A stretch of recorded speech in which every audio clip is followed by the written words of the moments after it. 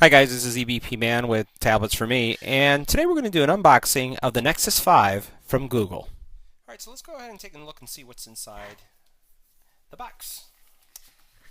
Take off the cover.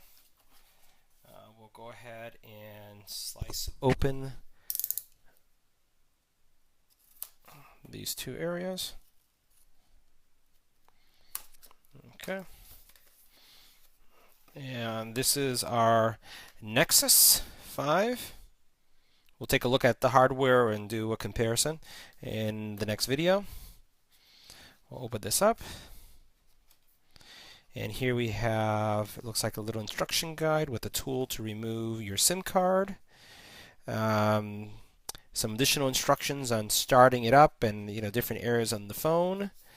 It looks like it's just multilingual, so you have one in English, one in Spanish, and it may be in Portuguese, the last one. Don't know. You have a extension guide and a warranty guide or safety guide. You have your power brick, right, or your travel adapter, and then you have your micro USB charger. That's pretty much it. So there is no hardware, headphones, in the box. So pretty much you have your Nexus, you have your power brick and your cable, your instruction guide, and your SIM remover. So that's a simple unboxing of what you find when you open up the box for the Nexus 5. All right, guys. So let's take a look at the phone itself for a couple seconds, and we'll start by talking about the actual specs on the phone itself. So the phone weighs about 4.8 ounces. It's about 8.5 millimeters wide, so it's a very thin phone. It has a 4.95 resolution or inch screen, 4.95 in diameter, 1920 by 1080 display, and from a pixel per inch perspective, and you see this a lot now as people talk more than just resolution. They talk about how many pixels you have per inch. It has 445, so this is a really nice high resolution screen. It's running a Snapdragon processor, quad core, 2.26 gigahertz, and it's a 4G LTE, but it supports multiple bands. So you're going to be able to run this phone on T-Mobile, on AT&T.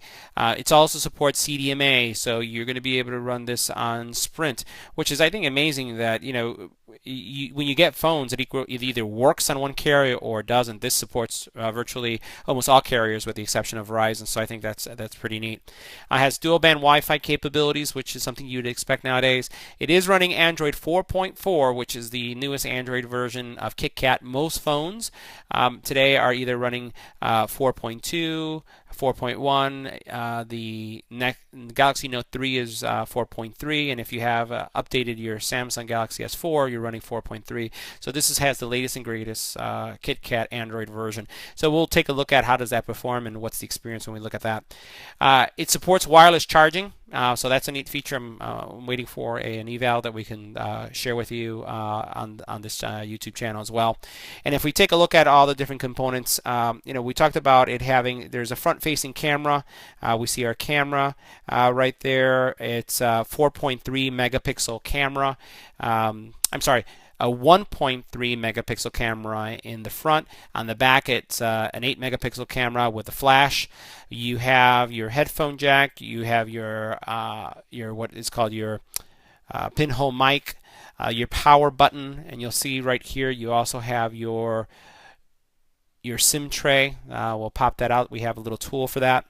On the bottom, you'll see that you have two speakers, which is great. The S4 and the Note only have one, so this should give us more immersive, I would say richer sound with our micro USB charging port. We have our volume rocker here, so again, that's pretty standard with most phones. You obviously need a volume rocker, and that's pretty much it. This is actually a 32 gig version. It does not have expandable memory, as in typically Google doesn't. In any of the devices, their tablets and their phones that are Google branded, they really, or the Nexus line, have any kind of expansion. So that may be a pro or a con for you. Depends on how you use your phone. So that's pretty much a quick review from a hardware perspective of the Nexus 5. We're going to turn it on, and we'll show you what the setup process is next.